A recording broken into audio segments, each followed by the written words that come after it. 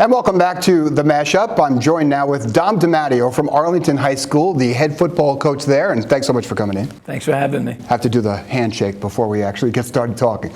But we wanted you to come in because we wanted you to explain the postseason playoff schedule now, because it's changed once again. And I think this is kind of a result of maybe 10 years of different coaches at different times complaining about the system, that it's not fair for all the kids. And it's almost as though Section 1 might finally have it right. I think you hit the nail on the head. It has been a process, and it's been over a long period of time. I would say about the last 10 years. And I think it is the results of various school districts not being happy for one reason or another over the years. I think we all know, as is the case with anything, someone's not going to be happy no matter what the system is. I think the goal is to just limit that as much as possible. And I really think that's where we are right now. And furthermore, I'd have to really credit the leadership of the section. I think Jen Simmons, the executive director of Section 1 Athletics, has really taken the lead and a different approach in terms of being willing to listen to the coaches and collaborate with us.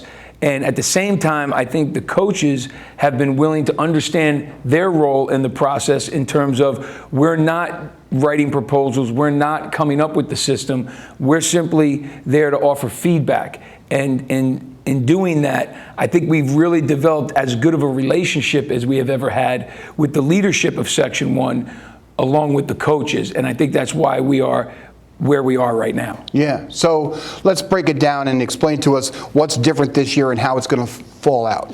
I think the biggest difference is the number of teams that are allowed to participate in the Section 1 football playoffs now, and I think it's awesome. For years, it had been an 18 playoff, and at times only a 14 playoff.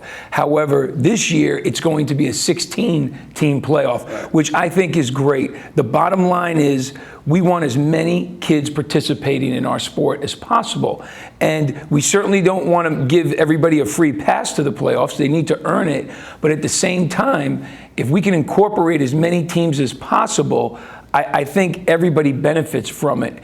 And the other dynamic, which I think is very exciting and something we've talked about for the last few years, I think ultimately what we have is our version of the NCAA tournament and the NIT tournament. Because in that week 7, when all 16 teams play, the winners will then go into the Section 1 championship bracket, which is the 8 teams as we know it, the way it's been for the most part the last few years.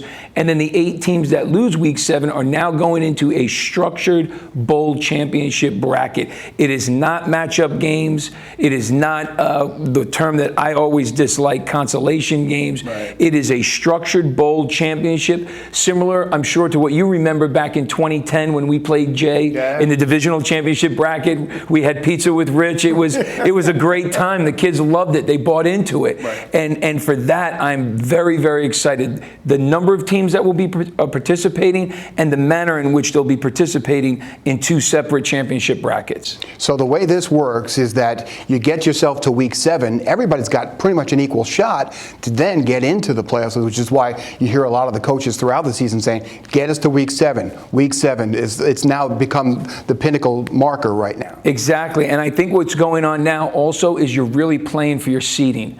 So after week 6, they'll reseed all 19 teams in AA, and based on your seeding, 1 through 16 will be in the playoffs, 17, 18, 19 will not.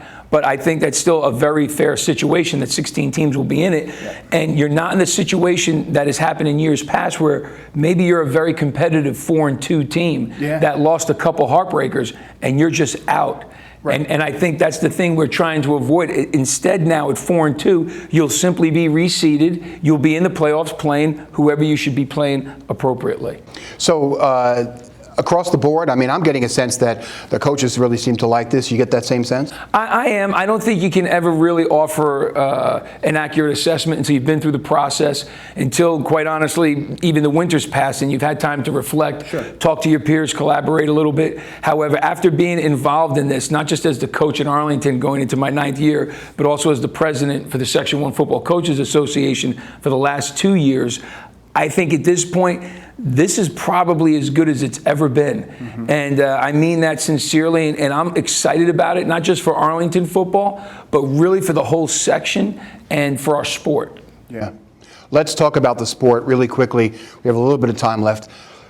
As you take a look at the landscape of football here in the Hudson Valley, here in Dutchess County, so to speak, teams that are playing up here now are playing at a higher level than they've ever played before, witnessed by the fact that Jay and Arlington were in the sectional championship for football, which is unheard of. Do you think that it's now becoming a level playing field, or is there still room and places to go for Dutchess? Do they still have to catch up? I think there's always room for improvement. I do think, however, the playing field has been leveled. I think that's clear. You could look at it across the board in all the different classes. And I think that has just made Section 1 overall that much better. I think Section 1 football now is as competitive within its own section as any other section in the state. And I mean that geographically. Whether it's a Westchester, Putnam, Rockland, or Dutchess team, it's not so much of, oh, well, they're from this county, so they're not going to be that good. It's what is that particular program about? Because it's become so competitive. I just think it's raised the bar overall. Yeah. Well, thank you so much for coming in Always a pleasure. and enlightening us on this whole postseason format. And we want to thank you for joining us here on the MashUp. That will do it for this edition of the MashUp. We'll see you inside the lines. Good night, everybody.